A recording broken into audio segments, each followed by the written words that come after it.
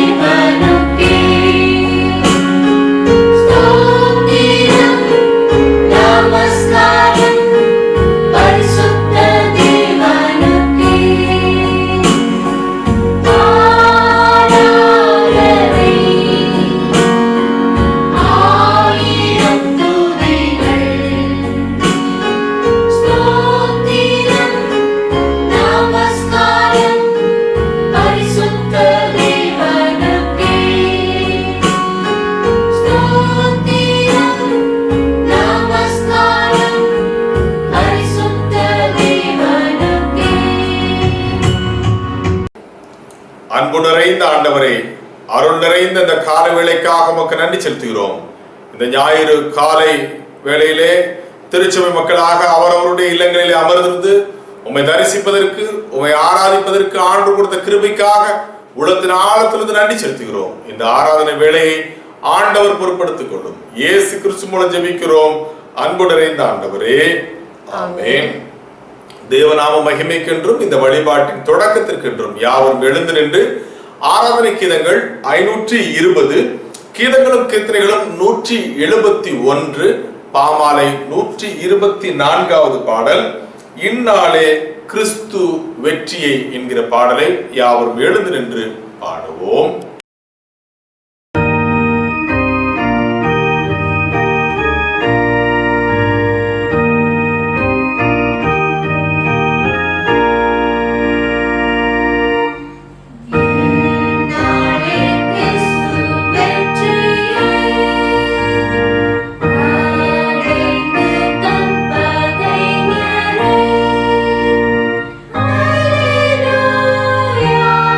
Hallelujah.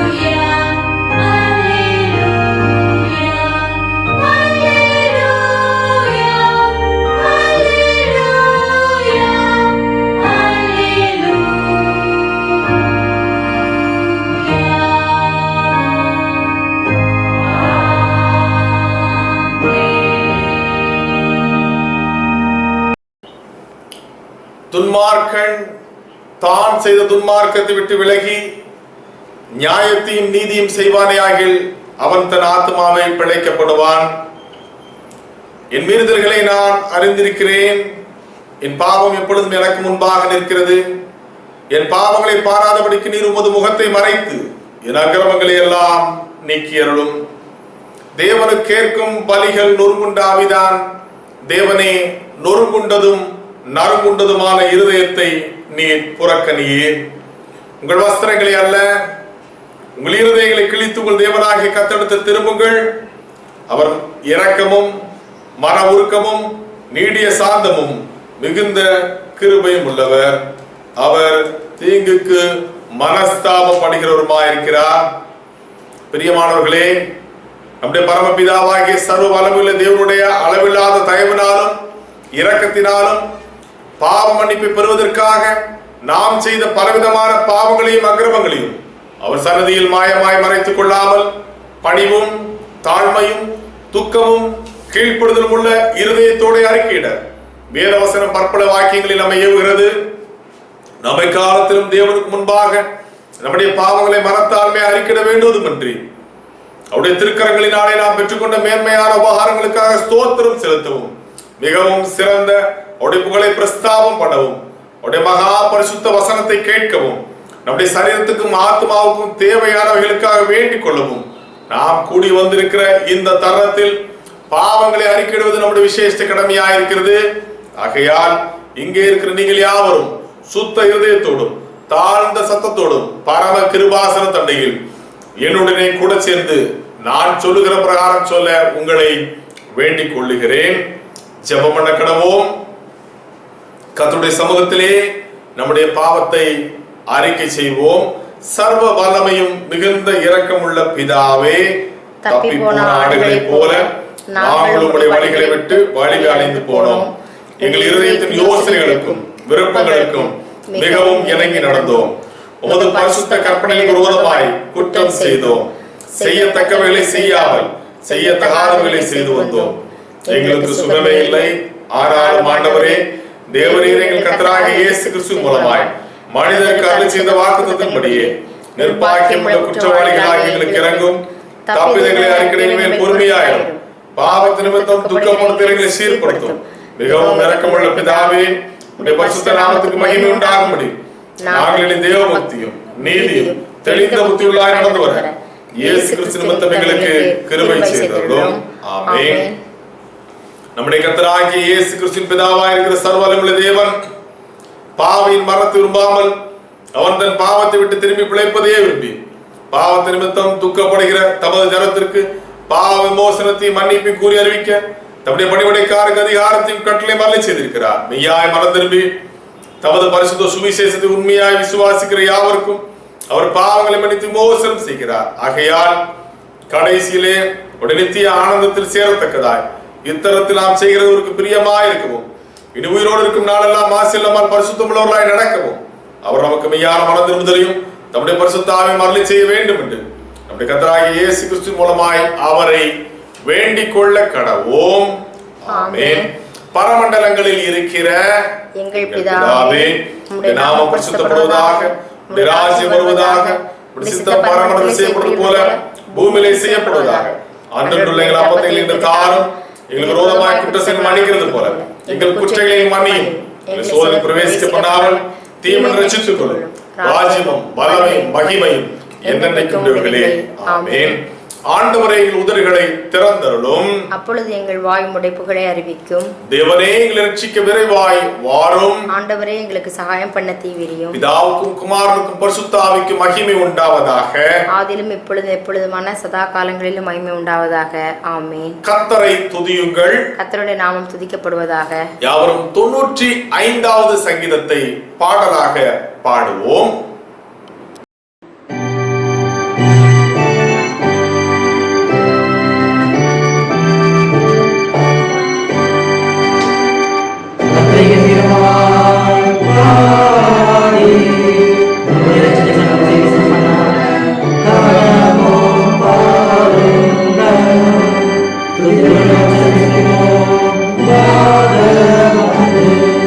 Sangita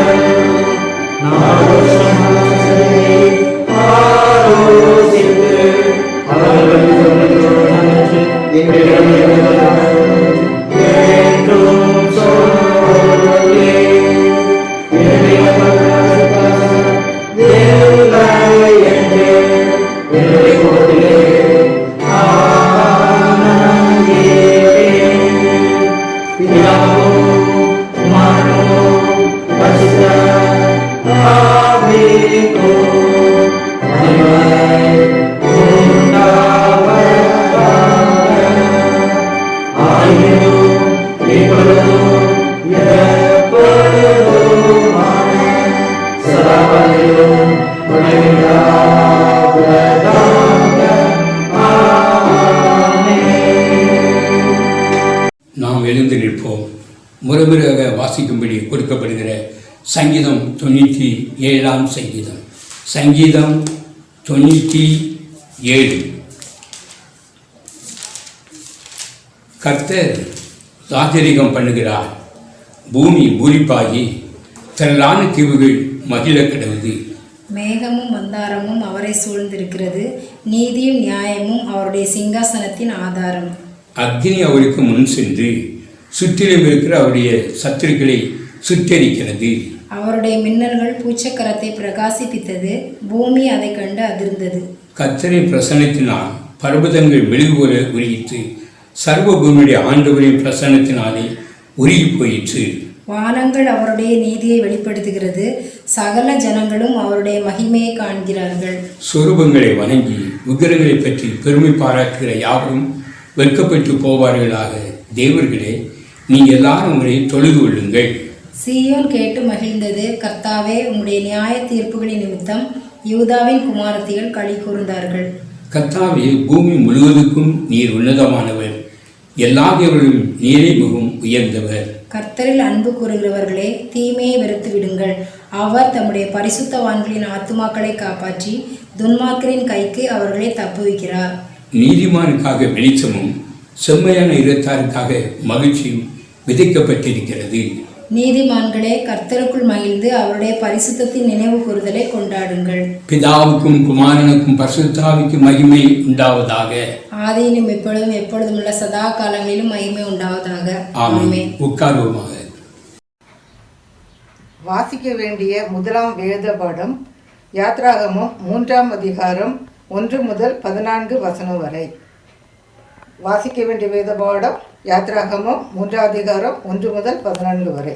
மோசே மீதியான் தேசத்து ஆசாரியனாய் இருந்த தன் மாமனாகிய எத்திரோவின் ஆடுகளை மேய்த்து வந்தான். அவன் ஆடுகளை வனாந்தரத்தின் பின்புறத்திலே ஓட்டி தேவ பர்வதமாகிய ஓரேப் மட்டும் வந்தான்.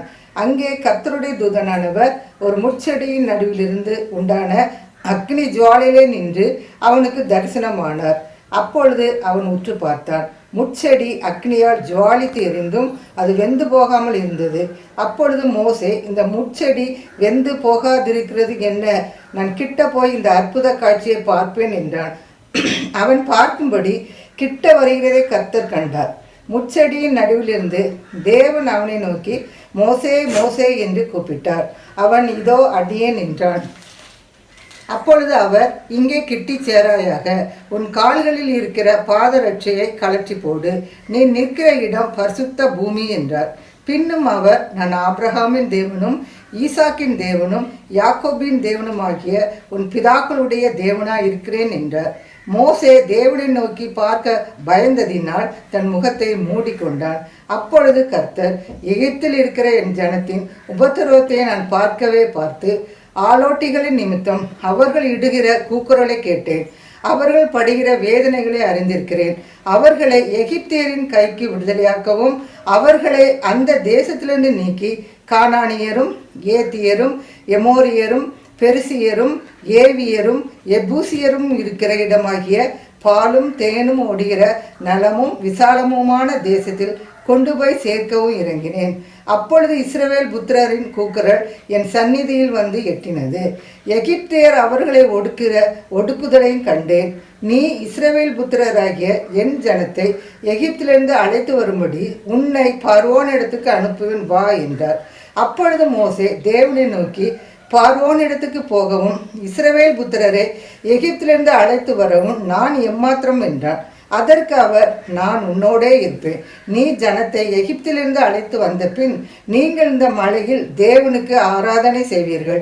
நான் உன்னை அனுப்பினேன் என்பதற்கு இதுவே அடையாளம் என்றார். அப்பொழுது மோசே தேவனை நோக்கி, நான் இஸ்ரவேல் புத்திரரிடத்தில் போய் உங்கள் பிதாக்களுடைய தேவன் உங்களிடத்தில் என்னை அனுப்பினார் என்று அவர்களுக்கு சொல்லும்போது அவருடைய நாமம் என்ன என்று அவர்கள் என்னிடத்தில் கேட்டால் நான் அவர்களுக்கு என்ன சொல்லுவேன் என்றான். அதற்கு தேவன், இருக்கிறவராக இருக்கிறேன் என்று மோசேயுடனே சொல்லி, இருக்கிறேன் என்பவர் என்னை உங்களிடத்திற்கு அனுப்பினார் என்று இஸ்ரவேல் புத்திரரோடே சொல்வாயாக என்றார். வாசிக்க வேண்டிய முதலாம் வேத பாடம் வாசித்தாயிற்று. தேவனுக்கே மகிமை உண்டாவதாக. வாசிக்க தெரிந்து கொள்ளப்பட்ட இரண்டாம் வேத பாடம் யோவான் 20ஆம் அதிகாரம் 24ஆம் வசனம் முதல் 29ஆம் வசனம் முடிய. யோவான் 20ஆம் அதிகாரம் 24ஆம் வசனம் முதல் 29ஆம் வசனம் முடிய. இயேசு வந்திருந்த போது 12 ஒருவனாகிய திதிமு எனப்பட்ட தோமா என்பவன் அவர்களுடனே கூட இருக்கவில்லை. மற்ற சீஷர்கள் கர்த்தரை கண்டோம் என்று அவனுடனே சொன்னார்கள். அதற்கு அவன், அவருடைய கைகளில் ஆணிகளினால் உண்டான காயத்தை நான் கண்டு அந்த காயத்தில் என் விரலை இட்டு என் கையை அவருடைய விழாவிலே போட்டாலொழிய விசுவாசிக்க மாட்டேன் என்றான். மறுபடியும் 8 நாளைக்கு பின்பு அவருடைய சீஷர்கள் வீட்டுக்குள்ளே இருந்தார்கள். தோமாவும் அவர்களுடனே கூட இருந்தான். கதவுகள் பூட்டப்பட்டிருந்தது. அப்பொழுது இயேசு வந்து நடுவே நின்று, உங்களுக்கு சமாதானம் என்றார். பின்பு அவர் தோமாவை நோக்கி, நீ உன் விரலை இங்கே நீட்டி என் கைகளை பார், உன் கையை நீட்டி என் விழாவிலே போடு, அவிசுவாசியாய் இராமல் விசுவாசியாய் இரு என்றார். தோமா அவருக்கு பிரதியுத்தரமாக, என் ஆண்டவரே, என் தேவனே என்றார். அதற்கு இயேசு, தோமாவே, நீ என்னை கண்டதினாலே விசுவாசித்தாய், காணாதிருந்தும் விசுவாசிக்கிறவன் பாக்கியவான்கள் என்றார். வாசிக்க தெரிந்து கொள்ளப்பட்ட இரண்டாம் வேத பாடம் வாசித்து முடிந்தாயிற்று. தேவனே உமக்கு ஸ்தோத்திரம் உண்டாவதாக. அன்பார்ந்தவர்களே, இந்த காலை வழிபாட்டுக்கு வந்திருக்கும் யாவரையும் அன்போடு கர்த்தருடைய ஆலயத்திலிருந்து வாழ்த்து வரவேற்றுக் கொள்கிறோம். இந்த வாரத்துக்குரிய அறிவிப்புகள். முதலாவது, இந்த நாளுக்குரிய திருவசனம் தலைப்பு, கிறிஸ்துவே ஆண்டவர், கிறிஸ்துவே தேவன். இருப்பிடம் யோவான் 20ஆம் அதிகாரம் 28ஆம் வசனம். தோமா இயேசுவுக்கு பிரதியுத்தரமாக, என் ஆண்டவரே, என் தேவனே என்றார். யாவரும் சேர்ந்து சொல்லுவோம், தோமா இயேசுவுக்கு பிரதியுத்தரமாக, என் ஆண்டவரே, என் தேவனே என்றார். திருச்சபையாருக்குரிய அறிவிப்புகள். கிறிஸ்துவுக்குள் அன்பார்ந்தவர்களே, நாம் யாவரும் அறிந்தபடி நாம் இந்த ஊரடங்கு நாட்கள் முடியும் வரைக்கும் நம்முடைய ஆலய ஆராதனை ஞாயிற்றுக்கிழமை தோறும் காலை 9 மணிக்கும், சிறப்பு ஜெபம் வெள்ளிக்கிழமை தோறும் மாலை 6:30 மணிக்கும் நம்முடைய யூடியூப் மூலமாக ஒளிபரப்பப்படுகிறது. அதில் பங்கு பெறுகிற யாவரையும் அன்போடு வாழ்த்துகிறோம். இதை அறியாதவர்களுக்கும் நீங்கள் தெரியப்படுத்த உங்களை அன்போடு கேட்டுக்கொள்கிறோம். அதே போன்று ஒவ்வொரு புதன்கிழமையும் காலை 10 மணிக்கு நம்முடைய ஞாயிறு பள்ளி பிள்ளைகளுக்கு என்று சிறப்பு வேதாகம வகுப்புகள் நடத்தப்படுகிறது. ஞாயிறு பள்ளி ஆசிரியர்களால் பெரும் முயற்சியோடு செய்யப்படுகின்ற அந்த வேதாகம நேரங்களிலே திருச்சபை குடும்பங்கள் உங்களுடைய பிள்ளைகளை உற்சாகப்படுத்தி பங்கு பெற செய்ய உங்களை அன்போடு கேட்டுக்கொள்கிறோம். அது மாத்திரமல்ல, இதுவரைக்கும் நம்முடைய திருச்சபையில் நடைபெற்று வந்த அனைத்து இணையதளத்தின் மூலமாக ஒளிபரப்பு செய்யப்பட்ட ஆராதனைகளிலும் தங்களுடைய பங்களிப்புகளை பாடல்கள் மூலமாக, ஜெபம் செய்வதன் மூலமாக, வேத பாடம் வாசிப்பதன் மூலமாக, அருளுரையாட்சியதன் மூலமாக செய்து வருகிற அருமையான திருச்சபை பிள்ளைகளை பாராட்டுகிறோம். வருகின்ற நாட்களிலும் நீங்கள் அப்படியே உங்களுடைய ஒத்துழைப்பையும் ஜெபத்தோடு கூடிய அனைத்து ஒத்துழைப்புகளும் கொடுத்து புதிய ஆண்டோடைய சமூகத்திலே புதிய முகங்கள் ஜெபிப்பதற்கு முன்வந்து, குறிப்பாக கடைசி நாட்களிலே மாம்சமான யாவர் மீதும் என் ஆவியை ஊற்றுவேன் என்று ஆண்டவர் சொல்லியிருக்கிறார். வெள்ளிக்கிழமை ஜெபங்களிலே மிகுந்த உபவாசத்தோடு ஜெபத்தோடு நீங்கள் ஜெபிக்க முன் வந்து இந்த இக்கட்டான காலகட்டத்திலே நாம் ஜெபத்தின் மூலம் ஜெயம் பெறுவதற்கு நீங்கள் உதவி செய்ய அன்போடு கேட்டுக்கொள்கிறோம். கர்த்தர் உங்களை ஆசீர்வதிப்பார். அப்படியே ஜெபிக்க, பாடல்களை இயற்ற, வேதம் வாசிக்க முன் வருவோர்கள் உங்கள் பெயரை எனக்கு தொலைபேசி வழியாக தெரியப்படுத்தும்படியாகவும் உங்களை அன்போடு கேட்டுக்கொள்கிறேன். இன்றும் இந்த வாரத்திலும் தங்கள் பிறந்த நாளை எண்ணி ஆண்டவரை போற்றுபவர்கள் பிறந்த நாள் 19ஆம் தேதி Miss T Esther Glory, Mr R Rajkumar. 20ஆம் தேதி Mrs Latha Anna Sundari Moses, Mr P Sam Manoj. 21ஆம் தேதி Mrs A Sheeba Dorothy, baby Jenisha. 23ஆம் தேதி மிஸ்ஸஸ் செல்வமணி செல்வகுமார். 24ஆம் தேதி baby J Blessy, Mrs Jayanthi Rabeen. 25ஆம் தேதி மிஸ்ஸஸ் பி பிரியதர்ஷினி. அதே போன்று திருமண நாளை இந்த வாரத்தில் எண்ணி ஆண்டவரை மகிமைப்படுத்துபவர்கள் 22ஆம் தேதி Mr A M Samuel Arnold, Mrs Jebaseeli தம்பதியர். 25ஆம் தேதி Mr T Austin, Mrs Maria தம்பதியர். Mr S James Vasanth, Mrs Mercy Abigail தம்பதியர். மிஸ்டர் ராஜ், மிஸ்ஸஸ் ஞானசுந்தரி தம்பதியர். இவர்களுக்காக இருந்தவாறே தலைகளை தாழ்த்தி ஜெபிப்போம். தந்தையே, உம்முடைய சமூகத்தில் பெயர் வாசிக்க கேட்ட அருமையான திருச்சபை பிள்ளைகளுக்காகவே போற்றுகிறோம். கர்த்தருடைய வாழ்க்கையிலே நீ கூட்டி கொடுத்திருந்த புதிய ஆண்டிற்காக மகிமைப்படுத்துகிறோம். இது போன்ற அநேக ஆண்டுகளை உடைய பிள்ளைகள் கண்டு உமக்கு நன்றி பாராட்ட கிருபை பாராட்டும். இந்த ஆண்டு அவர்களுக்கு ஆவிக்குரிய ஆசீர்வாதங்களினால் அலங்கரிக்கப்படுகிற ஆண்டாக அமைய ஆண்டவர் அருள் புரியும். கர்த்தருடைய சமூகத்திலிருந்து நாங்கள் வாழ்த்துகிற வாழ்த்துதல்கள் அவருடைய வாழ்க்கையிலே செயல்பட அருள் பாராட்டும். வேத வசனத்தினாலும் வாக்குத்தத்தங்களினாலும் பிள்ளைகளை நிரப்பும். இயேசு கிறிஸ்து மூலம் ஜெபிக்கிறோம் அன்பு நிறைந்த ஆண்டவரே.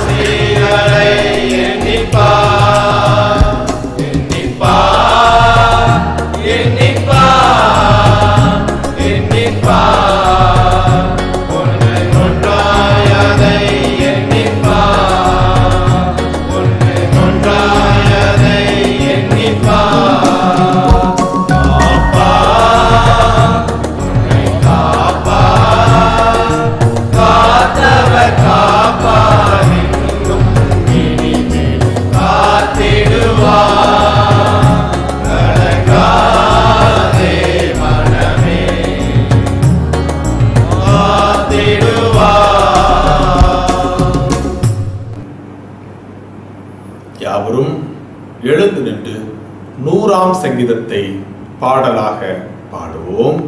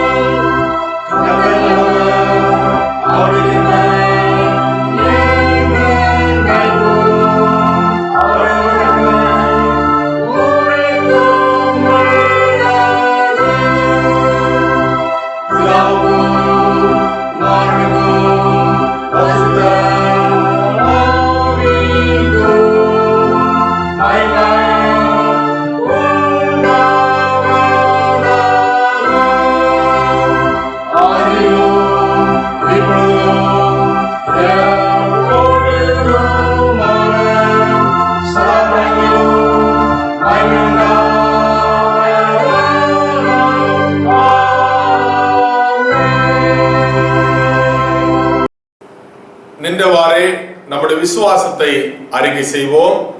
வானத்தையும் பூமியையும் படைத்த சர்வ வல்லமை பிதாவாகிய தேவனை விசுவாசிக்கிறேன். அவருடைய ஒரே குமாரனாகிய நம்முடைய நாதர் இயேசு கிறிஸ்துவை விசுவாசிக்கிறேன். அவர் பரிசுத்த ஆவியினாலே கன்னிமரியாளுக்கு போது பிறந்தார். பொந்திய பிலாத்து காலத்தில் பாடுபட்டு சிலுவையில் அறைந்து மரித்து அடக்கம் பண்ணப்பட்டு பாதாளத்தில் இறங்கினார். மூன்றாம் நாள் மரித்தோரிலிருந்து எழுந்தருளினார். பரலோகத்துக்கு ஏறி சர்வ பிதாவாகிய தேவனுடைய வலது பார்சத்தில் வீற்றிருக்கிறார். அவ்விடத்திலிருந்து உயிருள்ளோரையும் மரித்தோரையும் நியாயம் தீர்க்க வருவார். பரிசுத்த ஆவியை விசுவாசிக்கிறேன். பொதுவாக இருக்கிற பரிசுத்த சபையும் பரிசுத்தவான்களுடைய ஐக்கியமும் பாவ மன்னிப்பும் சரீர உயிர்த்தெழுதலும் நித்திய ஜீவனும் உண்டென்று விசுவாசிக்கிறேன். ஆமென். அருளுரைக்கு ஆயத்தமாக யாவரும் எழுந்து நின்று ஆராதனை கீதங்கள் 200, கீதங்களும் கீர்த்தனைகளும் 501, கிறிஸ்தவ கீர்த்தனை 208, என் மீட்பர் உயிரோடு இருக்கையிலே என்கிற பாடல். ஆராதனை கீதங்கள் 200, கீதங்களும் கீர்த்தனைகளும் 501, கிறிஸ்தவ கீர்த்தனை 208வது பாடலை பாடுவோம்.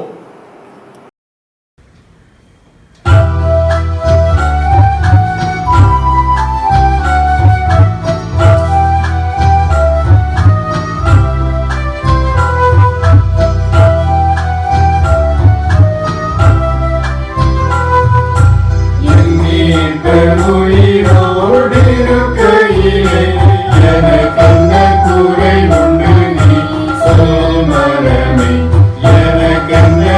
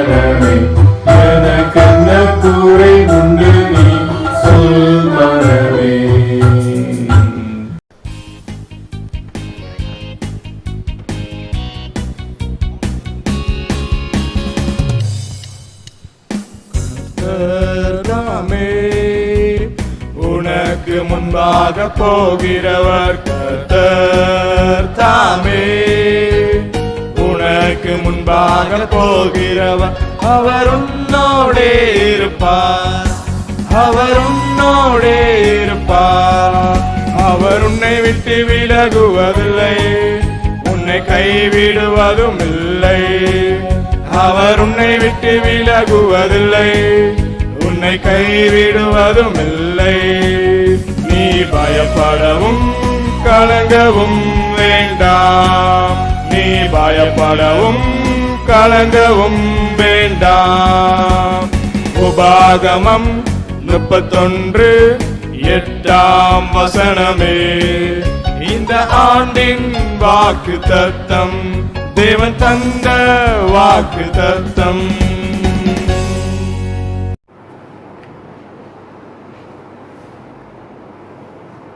பிதா குமாரன் பரிசுத்தாவின் நாமத்தினாலே ஆமென். யாவரும் இருந்தவாறே கண்களை மூடி ஆண்டவரை நோக்கி ஜெபிப்போம், ஜெபம் செய்வோம். அன்பு நிறைந்த ஆண்டவரே, உம்முடைய வேதத்தின் மகத்துவங்களை சிந்திக்கும்படியாக ஒன்று சேர்ந்திருக்கிறோம்.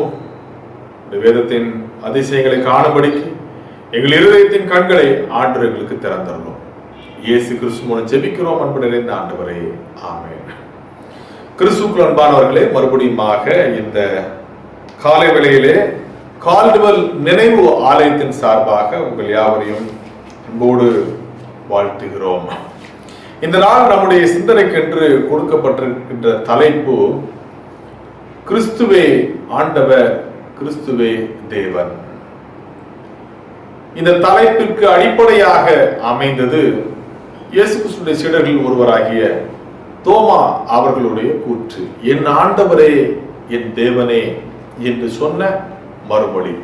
அதை இந்த நாளில் திருவசனமாக மனப்பாட வசனமாக நாம் வாசித்தோம், சொன்னோம். இந்த தோமாவினுடைய பற்றுறுதி என்று இது சொல்லப்படுகிறது, கிரீட் ஆஃப் சென்ட் தாமஸ் என்று இது சொல்லப்படுகிறது. இந்த தோமாவினுடைய இந்த மறுமொழி அல்லது இந்த உறுதிமொழிக்கு பின்னணியாக இருந்த காரியங்கள் என்ன என்பதை இந்த நாளிலே நாம் சிந்திக்க இருக்கிறோம். முதலாவதாக, யார் இந்த தோமா? தோமா அவர்கள் இயேசு கிறிஸ்துவினுடைய 12 சீடர்கள் ஒருவர், நாம் அறிந்தது. அவருடைய முழு பெயர் என்ன? திமுமு எனப்பட்ட தோமா. திமுமு என்பதன் அர்த்தம் என்ன? டிடிமோஸ் என்கிற கிரேக்க வார்த்தையை தமிழிலே திமுமு என்று மொழிபெயர்த்திருக்கிறார்கள். கிரேக்க மொழியிலே டிடிமோஸ் என்றால் ட்வின்ஸ் என்பது பொருள், இரட்டையர்கள் என்பது பொருள்.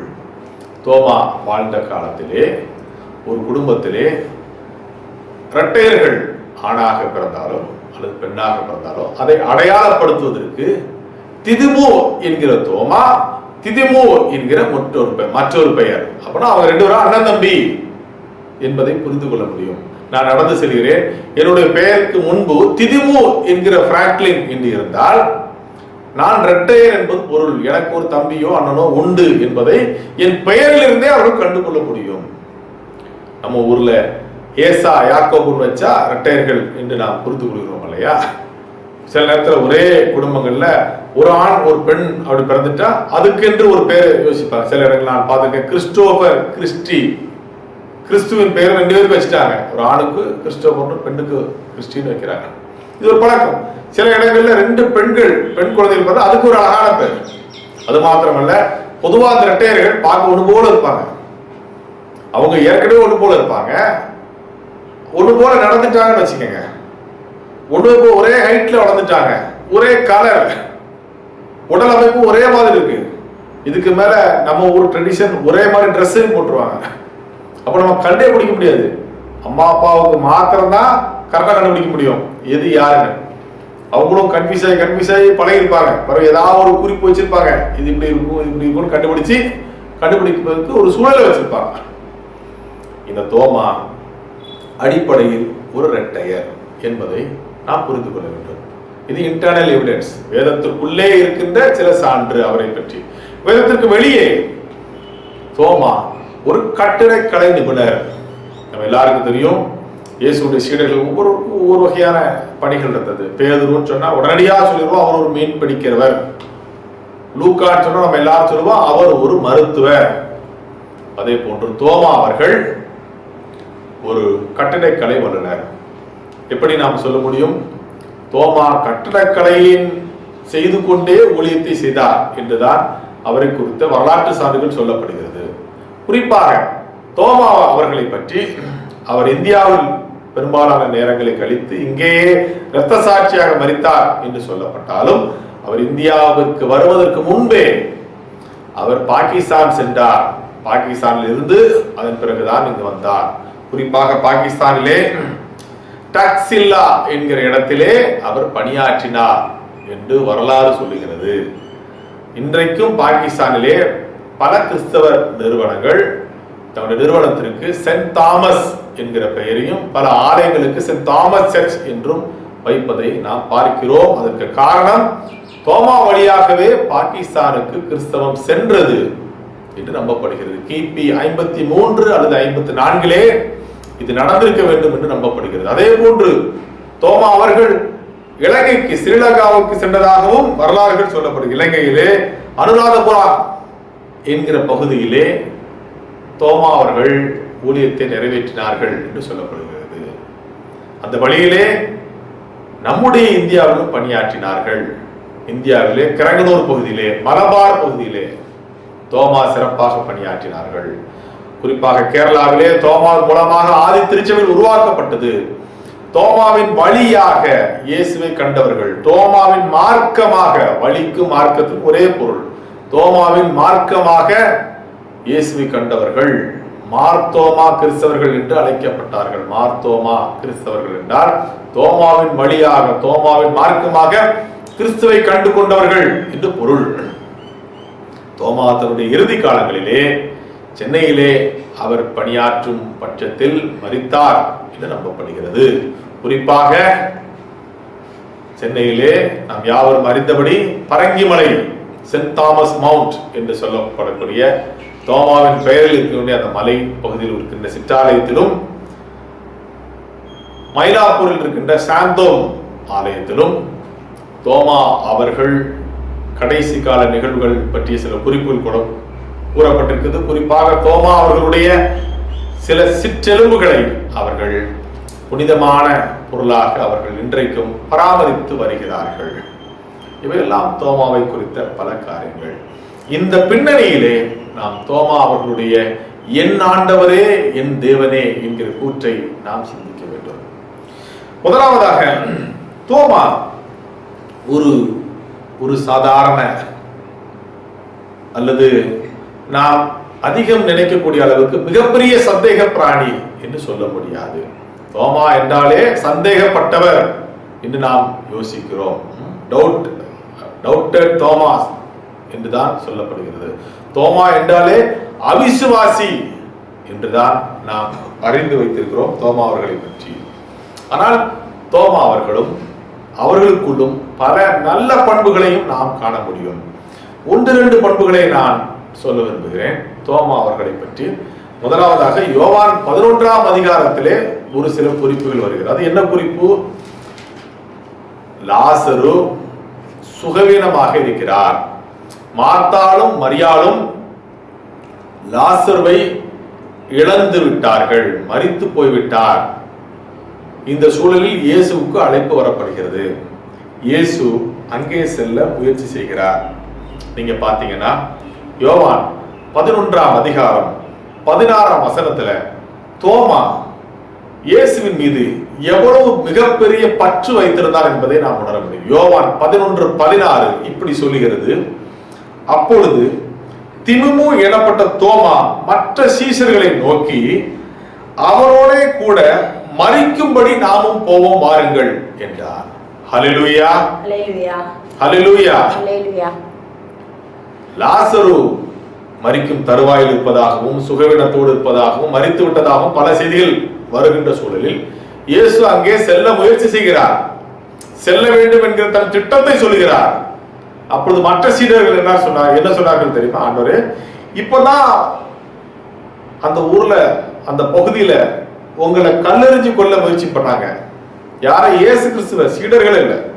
ஆண்டவர் இப்பதான் உங்களை அந்த ஊர்ல கல்லெறிஞ்சு கொள்ள முயற்சி பண்ணாங்க. அது தெளிவா இருக்கு. அந்த யோவான் 11ஆம் அதிகாரம் 8ஆம் வசனத்திலே வேதம் சொல்கிறது, அதற்கு சீஷர்கள், ரபி, இப்பொழுதுதான் யூதர் உம்மை கல்லெறிய தேடினார்களே, மறுபடியும் நீர் அவ்விடத்திற்கு போகலாமா? மற்ற சீடர்கள் கூற்று எப்படி?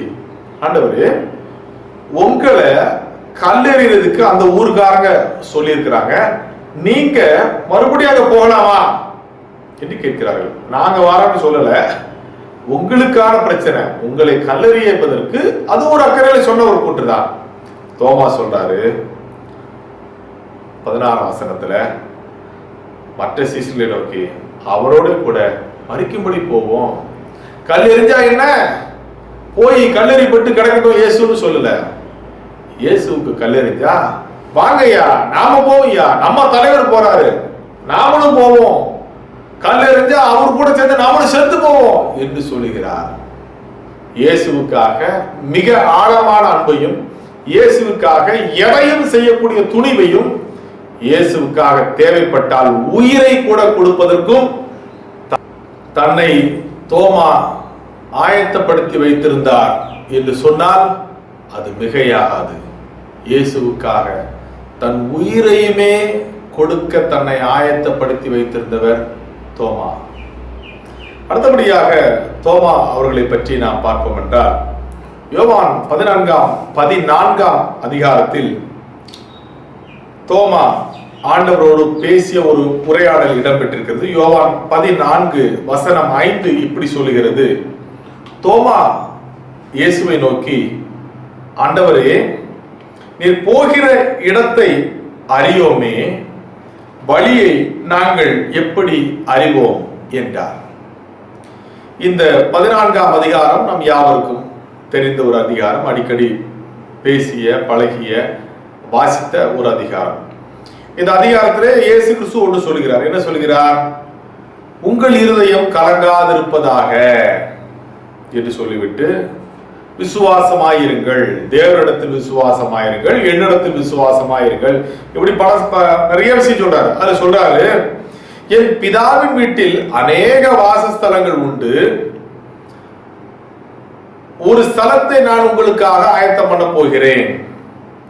அப்புறம் சொல்லுவாரு, நான் போய் உங்களுக்கு அந்த ஸ்தலத்தை ஆயத்தம் பண்ணின பின்பு நான் இருக்கிற இடத்திலே நீங்களும் இருக்கும்படி மறுபடியும் வந்து உங்களை என்னிடத்தில் சேர்த்துக் கொள்வேன்.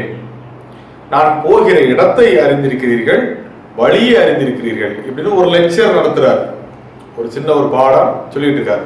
நான் போகிற இடத்தை அறிவீர்கள், வழியை அறிவீர்கள், உங்கள் இருதயம் கலங்காதிருப்பதாக, எனக்கு ஒரு வாசஸ்தலங்கள் உண்டு, அதுல உங்களுக்கு ஒரு இடத்தை ஆயத்தப்படுத்த போறேன். இப்படி சொல்லிட்டு இருக்கும் போது தோமா கேட்கிறாரு, ஆண்டவரே, நீர் போகிற இடத்தை அறியோமே, வழியை எப்படி அறிவோம்? இது தோமாவுடைய பண்பு. தோமா ஆண்டவரோடு வாழ்ந்த பொழுது எப்பவும் தனக்கு எங்க சந்தேகம் வந்ததோ, எங்க தனக்கு சரியா புரிந்து கொள்ள முடியலையோ ஆண்டோட வார்த்தையை, அங்கேயே கேட்கிற ஒரு பண்பை தான் தோமா வைத்திருந்தார். நீங்க பாருங்க, சீடர் அவ்வளவு வாட்டி சொல்றாரு ஆண்டவர், நான் போறேன், ஒரு ஸ்தலத்தை ஆயத்தப்படுத்த போறேன். எந்த ஸ்தலம், எங்க போறாரு, எப்படி போறாரு, யாருக்காவது தெரியுமா? ஒருத்தருக்கும் தெரியாதா? வகுப்புல ஆசிரியர்கள் பாடம் நடத்துவாங்க. அப்போ கடைசி முடிச்சவர, பிள்ளைங்க உங்களுக்கு யாருக்கா டவுட் இருக்கா அப்படின்னு கேட்டா, இப்போ எனக்கெல்லாம் சின்ன வயசுல இருந்து எக்கச்சக்க டவுட் உண்டு. ஒரு நாள் கூட வாயை திறந்து டவுட் இருக்குன்னு சொன்னதே கிடையாது. நான் முன்னாடி ஒரு 4-5 டிக்கெட் அப்பப்போ டவுட் கேட்கும். டீச்சர் எனக்கு அது, சார் எனக்கு இதுன்னு கேட்போம். அந்த பிள்ளைங்க வாழ்க்கையில கொஞ்சம் ஸ்பீடா முன்னேறும். ஏன்னா அந்தந்த நேரத்திலேயே அதை படிச்சிருவாங்க. சில பிள்ளைங்க கடைசி வரைக்கும் டவுட்டே கேட்கறது கிடையாது. எல்லாமே தெரிஞ்ச மாதிரி தலை ஆட்டிகிட்டே உட்காந்துருப்போம்.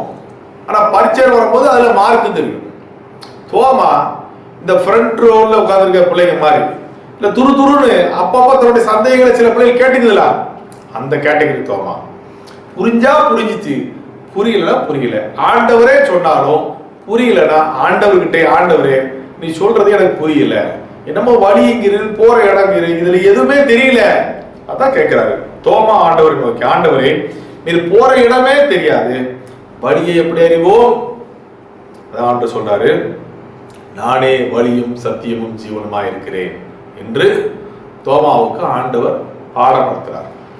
ஆக யோவான் நற்செய்தியில் உள்ள ஒரு பகுதியில தோமா அவர்கள் ஆண்டவருக்காக உயிரை கொடுப்பதற்கு தன்னை ஆயத்தப்படுத்தி வைத்திருக்கின்ற மற்ற சீடர்களையும் ஆயத்தப்படுத்திய ஒரு சீடர். யோவான் 14ஆம் அதிகாரத்துல ஆண்டவரோடு வாழ்ந்த காலகட்டத்திலேயே புரிஞ்சுது, புரியலனா ஆண்டவரே நீர் சொல்றது ஏதோ சொல்ல வாரீர்கள், எனக்கு புரியல, கொஞ்சம் இன்னும் டீட்டெயிலா சொல்லித்தாங்க என்று நேரடியாக அவ்வப்போது ஆண்டவர்கிட்டே கேட்டு தன்னுடைய சந்தேகங்கள் எல்லாம் நிவர்த்தி செய்து வாழ்ந்த ஒரு சீடர். இன்னொரு உதாரணம் சொல்றேன். மத்தேயு நற்செய்தியில் உள்ள இயேசு கிறிஸ்து ஒரு போதனையை அவர் சொல்றாரு. நீங்க பாத்தீங்கன்னா ஆண்டவர் உயிரோடு இருக்கும் பொழுதே தன்னுடைய மரணத்தை பத்தியும் சொல்லியிருக்கிறாரு, தன்னுடைய வருகையை பத்தி சொல்லியிருக்கிறாரு, இப்படி பல காரியங்களே உபதேசித்திருக்காரு. அப்படி ஒரு இடத்துல ஆண்டவர் சொல்லியிருக்கிறாரு. மத்தேயு 24ஆம் அதிகாரத்துல ஒரு வசனத்துல ஆண்டவர் சொல்லியிருக்காரு, 24:26 இப்படி சொல்லியிருக்கிறாரு, ஆகையால் அதோ வனாந்தரத்தில் இருக்கிறார் என்று சொல்வார்களானால் புறப்படாதிருங்கள், இதோ அறை வீட்டிற்குள் இருக்கிறார் என்று சொல்வார்களானால் நம்பாதிருங்கள். சொன்னது யாரு? இயேசு கிறிஸ்து. தான் வாழ்ந்து கொண்டிருந்த காலத்தில் தம்மை சுற்றி வாழ்ந்தவர்களுக்கும் தம்முடைய சீடர்களுக்கும் அவ்வப்போது பேசுகின்ற ஒரு உரையாடல்ல ஆண்டவர் இப்படி சொல்றாரு.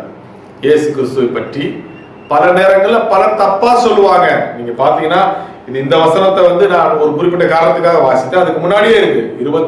மத்தேயு 24ஆம் அதிகாரம் 23ஆம் வசனத்திலே இருக்கு. அப்பொழுது இதோ கிறிஸ்து அங்கே இருக்கிறார் என்றும் இதோ கிறிஸ்து இங்கே இருக்கிறார் என்று சொன்னா நம்பாதீங்க. சொன்னது இயேசு கிறிஸ்து, சொல்லி கொடுத்ததே இயேசு கிறிஸ்து தான். இயேசு கிறிஸ்து அங்கே இருக்கிறார் இங்கே இருக்கிறார் சொன்னா நம்பாதீங்க. ஏனென்றால் கள்ள கிறிஸ்துகள் உண்டு. ஏற்கனவே தோமா ட்வின்ஸ் இல்லையா, அந்த மனசுல வச்சுக்கிட்டே தான் இயேசுடைய இந்த சிந்தனைகள். தோமா என்ன ஆண்டவரே என் தேவன் சொல்றது சந்தேகப்படுறத நம்ம பார்க்கணும். கள்ள கிறிஸ்துகள், கள்ள தீர்க்கதரிசிகள் எழும்பி தெரிந்து கொள்ளப்பட்டவர்களையே வஞ்சிப்பார்கள். சீடர்கள் எல்லாம் தெரிந்து கொள்ளப்பட்டவர்கள். ஆண்டு சொல்றாரு, ஒன்னையே வஞ்சிப்பாங்க. இங்கே கிறிஸ்து இருக்கிறாரு அங்க கிறிஸ்து இருக்கிறார் என்று சொல்லி நீ நம்பாத. அதுக்கு இதோ முன்னதாகவே உங்களுக்கு அறிவித்து விட்டேன். மத்தேயு 24 அதிகாரத்துல நீ வாசி பார்த்தேன்னு சொல்ல, இதெல்லாம் பாத்துக்க, இப்படிலாம் நடக்கும், நான் உனக்கு முன்கூட்டியே சொல்லிட்டேன், அட்வான்ஸா இதெல்லாம் சொல்லிட்டேன், பி கேர்ஃபுல். அந்த வருஷம் தான் சொல்றாரு. வனாந்தரத்தில் இருக்கிறான்னு சொல்லுவாரு, நம்பாத. அறை வீட்டிற்குள் இருப்பான்னு சொல்லுவாங்க, நம்பாத. இவ்வளவு ஆண்டு சொல்லும் பொழுது தோமா இயற்கையாகவே தன்னுடைய பிறப்பு, தன்னுடைய குணங்கள் இவற்றின் அடிப்படையில் இயேசு உயிரோடு எழுந்தார் என்கிற செய்தியை சீடர்கள் சொன்னதற்காக நம்பவில்லை. ஏனென்றால் இயேசுவே சொல்லியிருக்கிறாரு, அறை வீட்டிற்குள் இருக்கிறார் என்று சொன்னால் நம்பாதீங்கன்னு சொல்லியிருக்கிறாரு.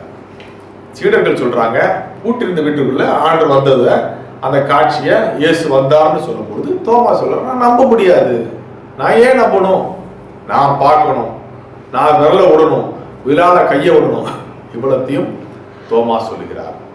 இப்படிப்பட்ட இந்த பின்னணியில் இருக்கின்ற தோமாவுக்கு தான் ஆண்டவர் மறுபடியும் காட்சியளிக்க வருகிறார். நீங்க பாத்தீங்கன்னா முதல் தடவை அறை வீட்டுக்குள்ள வரும்போது எல்லா சீடர்களுக்கும் ஆண்டவருடைய காட்சி. இரண்டாவது பிரத்யேகமா ஆண்டவர் வருவதே தோமாவை பார்க்கதான்.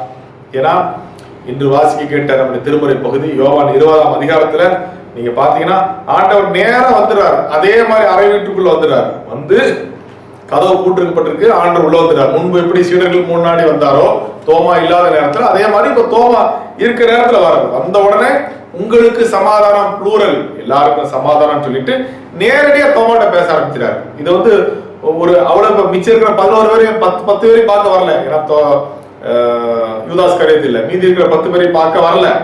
நேரடியா தோமா பார்த்து பேசதான் வருகிறார். வந்த உடனே உங்களுக்கு சமாதானம் என்று யூதர்கள் சொல்லுகின்ற அந்த முறையின்படி சொல்லிவிட்டு நேரடியாக கேட்கிறார், தோமா இங்க வா, உன் விரல கொண்டா என் கையை பாரு, இங்க வா உன் கையை கொண்டா என் விழாவில பாரு என்று சொல்லுகிறார்.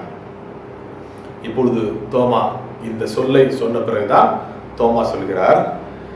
தோமா அவருக்கு பிரதியுத்தரமாக யோவான் 20:28 என் ஆண்டவரே என் தேவனே என்றார். ஹல்லேலூயா, ஹல்லேலூயா, ஹல்லேலூயா. ஹல்லேலூயா.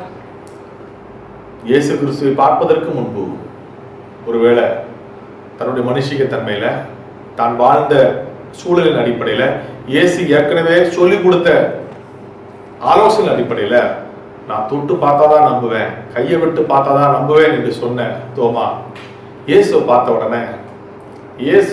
உடனே உடனே நம்பிட்டான். ஏதோ அந்த ரெட்டைப்படையில் வச்சிருக்கிற அம்மா அப்பாவுக்கு கரெக்டா எந்த பொண்ணுங்கிறது அவங்களுக்கு கரெக்டா தெரியும். அவளை மாற்ற முடியாது, மூத்த பொண்ணா இது ரெண்டாவது பொண்ணா கரெக்டா தெரியும். தோமாவுக்கு அவர் ட்வின்ஸ், அவங்க அண்ணனுக்கும் அவருக்கும் உள்ள அல்லது அவர் தம்பிக்கும் அவருக்கும் இருக்கின்ற இடைவெளி அவர் தெரியும். தோமாவுடைய சந்தேகம் இயேசு மாதிரியே ஒருத்தர் வந்துக்கலாமோ, இவங்க ஏமாந்துக்கலாமோ என்றெல்லாம் இருக்கிற சந்தேகம்னா இயேசை பார்த்த உடனே முடிஞ்சு போச்சு. விரலை விட்டு பார்க்கணும்னு தோணவே இல்லை, விழாத கையை விட்டு பார்க்கணும்னு தோணவே இல்லை. இயேசுவை பார்த்த உடனே சொல்லிட்டாரு, என் ஆண்டவரே என் தேவனே. நாம ஒருவேளை தோமாவுடைய விசுவாசத்தை அநேகமாக நாம் பரிசோதிக்கலாம். ஆனாலும் நீங்க யோசித்தீங்கன்னா ஆண்டவர் சொல்றார், தோமா நீ பார்த்துதான் விசுவாசிக்கிற, பார்க்காம விசுவாசிக்கணும்னா பாக்கியவான் என்று ஆண்டவர் அவருக்கு சொல்கிறார்.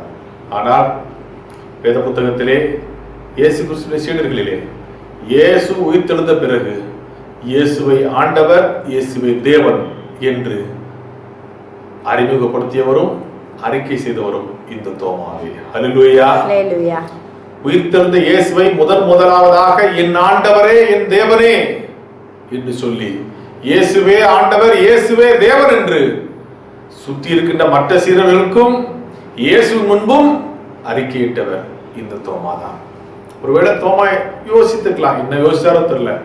நீங்க பாருங்க, இயேசுவே ஆண்டவர், இயேசுவே தேவன் என்று இயேசு கிறிஸ்துவுக்கு பிறகு இயேசு பரமேறி பெத்தானியா பகுதியில் பரமேறி போயிட்டார்.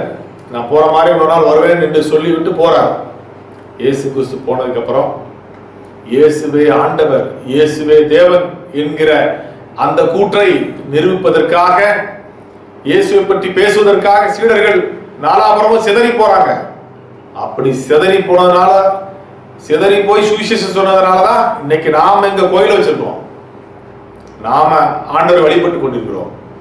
இயேசுடைய சீடர்களில் மிக அதிக தூரம் வந்து இயேசுவே ஆண்டவர், இயேசுவே தேவன் என்கிற சுவிசேஷத்தை சொன்னது தோமா அவர்கள் தான். தோமாதான் அதிக தூரம் வந்து ஆண்டவரை பற்றி பேசியவர். ஒருவேளை ஆண்டவரை நான் விசுவாசம் போயிட்டேனோ என்கிற குற்ற உணர்வுல இருந்துக்கலாம். அல்லது நான் யோசிக்கிறேன், ஆண்டவருக்காக ஏற்கனவே ரத்த சாட்சியா மரிப்பதற்கு தயார்படுத்தி இருந்த தோமா, ஊர் பேரு தெரியாத இடத்துக்கு, எங்கேயும் மொழி தெரியாத இடத்துக்கு எங்கேயும் வந்து அதுல எந்த பிரச்சனை வந்தாலும் அதை சந்திக்க தயாராக ஏற்கனவே தன்னை அர்ப்பணித்தவர். கடைசியில இயேசுவே ஆண்டவர், இயேசுவே தேவன் சொல்லி நம்ம ஊர்ல இருந்திருக்காரு, நம்ம சென்னையில இருந்திருக்கிறார். சாதாரணமான மக்கள் நாம அல்ல.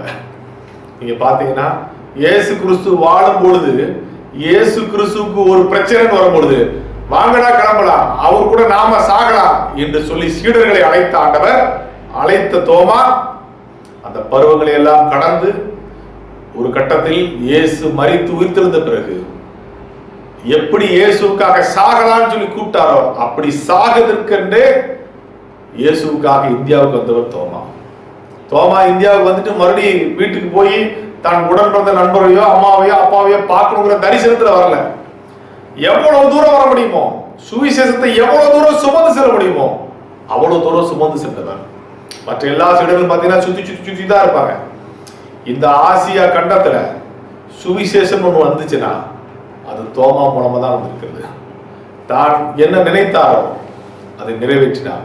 என் ஆண்டவரே என் தேவனே என்பதை மிக அதிக தூரத்திற்கு வந்து சுவிசேஷமாக சொல்லி மரிப்பதற்கென்றே இந்த தேசத்திற்கு வந்து இரத்த சாட்சியாக மரித்தவர் தோமா அவர்கள்.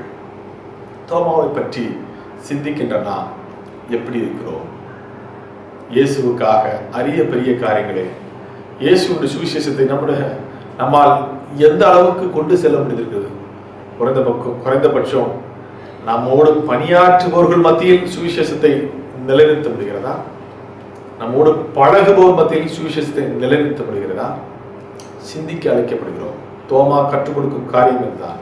என் ஆண்டவரே, என் தேவனே என்று அன்றைக்கு பூட்டி இருந்த அறையில் முழங்கிய தோமா அந்த அறையை விட்டு வெளியே வந்து, அந்த நாட்டை விட்டு வெளியே வந்து, அந்த கண்டத்தை விட்டு வெளியே வந்து, நம் இந்திய திருநாட்டிற்கு வந்து, நம் தமிழ் மக்கள் வாழ்கிற நம் பகுதியில் மரணத்தை ருசித்து தன்னுடைய விசுவாசத்தை உறுதிப்படுத்தினார்.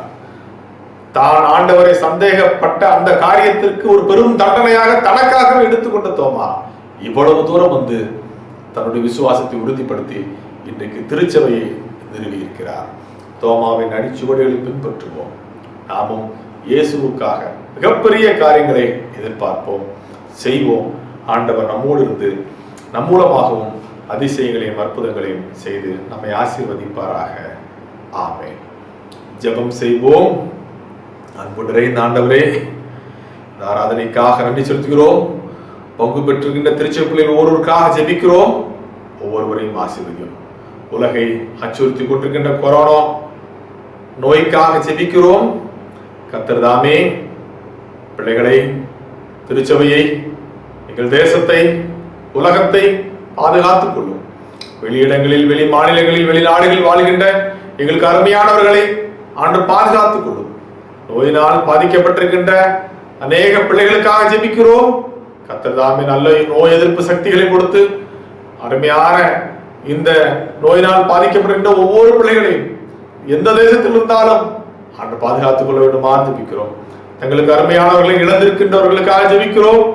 கர்த்தர் தாமே அவர்களுக்கு சமாதானத்தை தர வேண்டுமா ஜெபிக்கிறோம். அரசாங்கம், மருத்துவம், விஞ்ஞானம் இவர்கள் எடுக்கின்ற எல்லா முயற்சிகளிலும் கர்த்தர் துணை இருந்து விரைவிலே அதை கட்டுக்குள் கொண்டு வந்து அதை முழுமையாக உலகை விட்டு அப்புறப்படுத்துவதற்கு வேண்டிய சூழலை ஆண்டவர் ஏற்படுத்தி தர வேண்டுமா ஜெபிக்கிறோம். எங்கள் திருச்சி மக்கள் ஊருக்காக ஜெபிக்கிறோம். இப்போது இந்த நிமிடத்திலே தங்கள் இல்லத்திலே முழங்கால் படியிட்டு, ஆண்டவரே, இந்த ஆராதனையின் மூலமாக நீர் என்னோடு பேச வேண்டும், எனக்கு என் குடும்பத்திலே இந்த காரியத்தில் உதவி செய்ய வேண்டும் என்று பாரத்தோடு ஜெபித்துக் கொண்டு ஒவ்வொருவருக்காக ஜெபிக்கிறோம். ஆண்டவரே, உடைய பிள்ளைகள் எதை கேட்டாலும் நீர் கொடுத்திருக்கிறீர். ஆண்டவரே, வாக்கு தத்தங்களை ஆமென்றும் ஆமேன் என்றும் இதுவரைக்கும் நீர் நிரப்பி இருக்கிறீர். ஆண்டவரே, அந்த வாக்கு தத்தங்களை இந்த நாளில் நோக்கி ஜெபித்துக் கொண்டிருக்கின்ற ஒவ்வொரு திருச்சி மக்களுடைய வாழ்க்கையிலும் நிறைவேற்ற வேண்டுமா ஜெபிக்கிறோம். நல்ல செய்திகளை நாங்கள் எதிர்காலங்களிலே கண்டு மகிமைப்படுத்த அருள்படும். எங்களை தாழ்த்து ஒப்படைக்கிறோம். துதிகன மகிமை யாவற்றுமக்கே செலுத்துகிறோம். இயேசு கிறிஸ்து மூலம் ஜெபிக்கிறோம் அன்புடைய ஆண்டவரே, ஆமென்.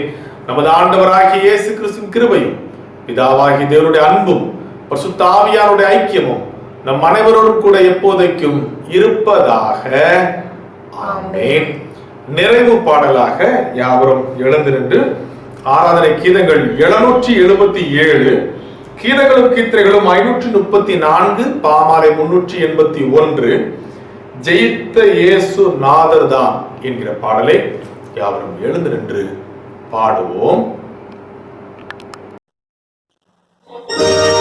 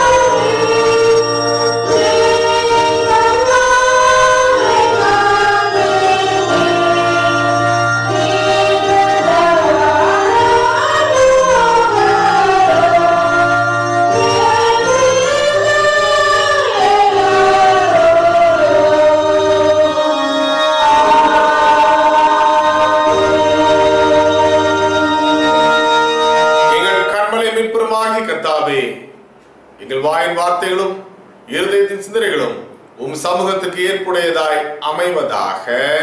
ஆமென். கர்த்தர் உங்களோடு இருப்பாராக. அவர் உமது ஆவியோடும் கூட இருப்பாராக. தேவ சமாதானத்தோடு சென்று வாருங்கள். கர்த்தருடைய நாமத்தினாலே ஆமென். யாவருக்கும் நன்றி.